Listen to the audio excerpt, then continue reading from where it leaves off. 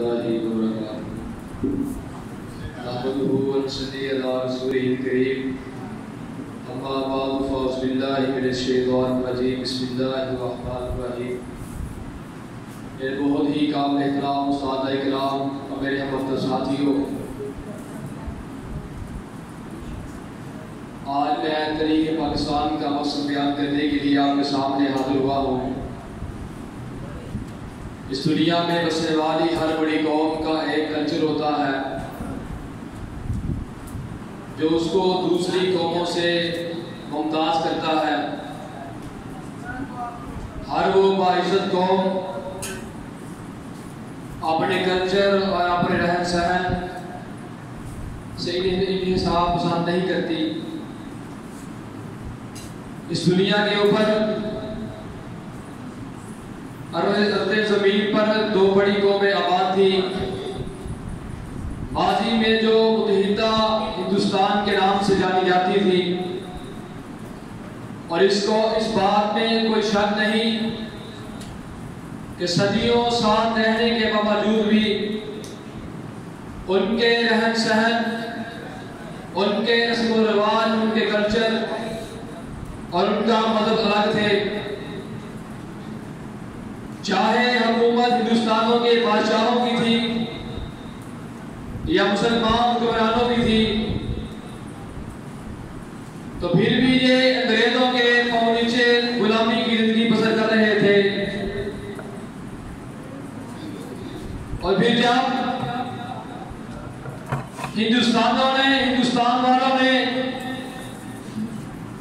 अपनी आजादी के लिए आवाज को बुलंद किया कि अंग्रेजों से आजाद होकर अपनी जिंदगी बसर कर रहे, तो मुसलमान रहनुमाओं ने भी इस आजादी के लिए इसमें बढ़-चढ़ कर हिस्सा लिया। मुमकिन था कि दोनों कौमें एक ही जगह इकट्ठी रहकर अपनी जिंदगी बसर कर लेती, लेकिन हिंदुस्तान सियासी एक मुनाफिक थी। वो धोखेबाज कौम थी। ये बात हमारे मुस्लिम रहनुमा को बर्दाश्त ना थी, तो मुस्लिम रहनुमा ने अपनी कौम को, उनके दिलो दिमाग में इस बात को उजागर किया कि हम एक मुसलमान कौम है, हम एक अलग वतन हासिल करके उसमें जिंदगी बसर करना चाहते हैं।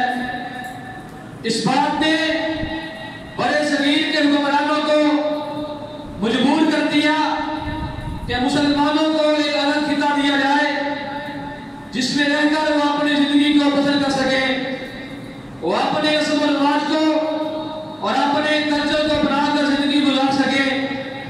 और इस मकसद के लिए हमारे अगुवाओं ने अपनी जानों को पेश कर दिया, हमारी माओ की इज्जतों को नोचा गया, हमारे नौजवानों की जिंदगियां, हमारे नौजवानों ने अपनी जानों को कुर्बान कर दिया, लेकिन उन्होंने अपने घरों से बेघर भी हुए, अपने मालो मराल को भी छोड़ा।